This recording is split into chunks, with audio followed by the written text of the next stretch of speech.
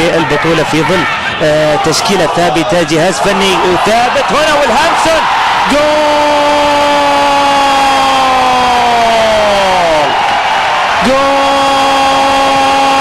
عن طريق ولي سجل هدف المباراة الثاني لصالح الهلال.